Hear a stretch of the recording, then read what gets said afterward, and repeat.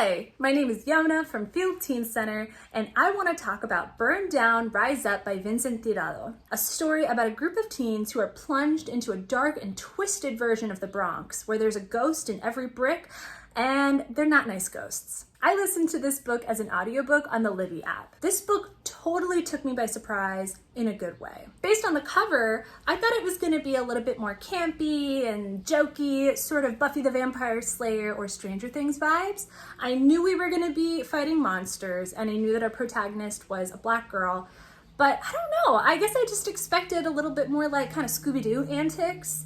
And this is not that. This is a book that understands that the truest horror is just real life. It's based really heavily on real events that occurred in the Bronx in the 70s when negligent landlords and racist policies resulted in the Bronx burning and a lot of people getting hurt. And the protagonists are forced to reckon with that past in a really real and serious and scary way. In this world, there's an urban myth about this thing called the Echo Game, which is also called the Train Challenge. The people who play come back weird or messed up, or they don't come back at all.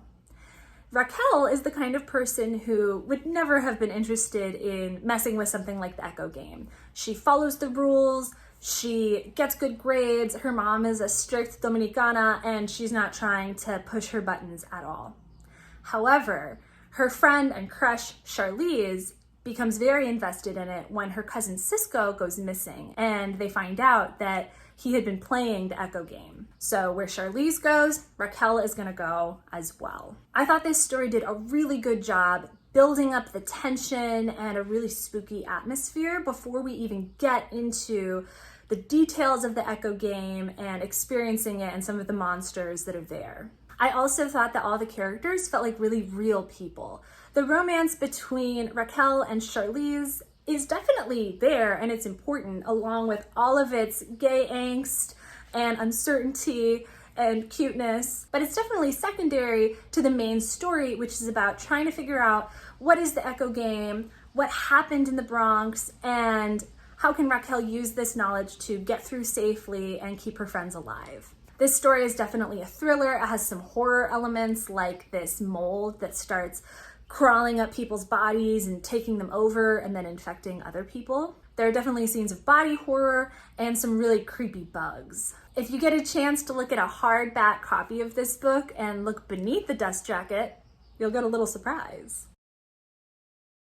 I do think that this book is a little obvious in the way it makes some of its points. It's trying really hard to educate about the history of the Bronx and a little bit of Black history, which is really cool, but feels a little like a history lesson. But I gave it a pass because it's really well integrated into the plot and the themes that these characters are working through. And it's just a cool story. I was really interested in the idea of the Echo Game and some of its implications. So you should definitely read this book and come talk to me about it and tell me what you think the Echo Game in Philly would be like. If you're looking for more books like this one, definitely check out the Shadow Shaper series by Daniel Jose Oller. Like Burn Down, Rise Up, it's set in the Bronx, though the main character in this story is a Puerto Rican girl instead of a Dominican girl, and she's also straight, but she is also involved in this kind of magical secret world.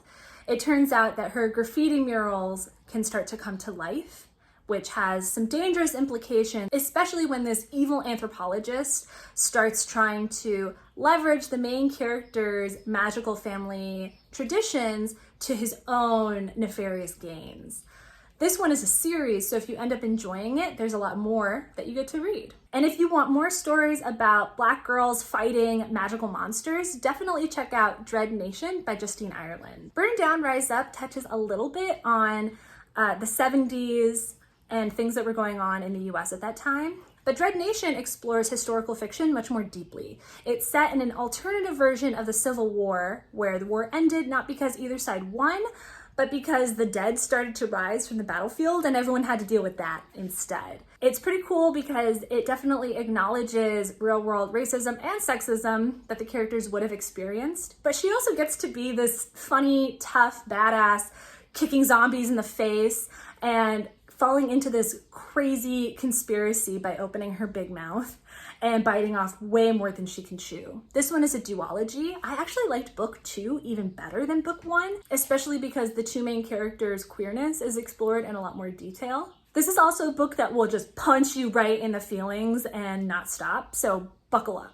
If you're looking for even more book recommendations, or if you just want to say hi, get in touch with us. You can DM us on Instagram, you can email us, and of course, you can always visit us in person at Field Teen Center. We're located at 1901 Vine Street, and we're open from Monday through Friday from 1 to 5 p.m.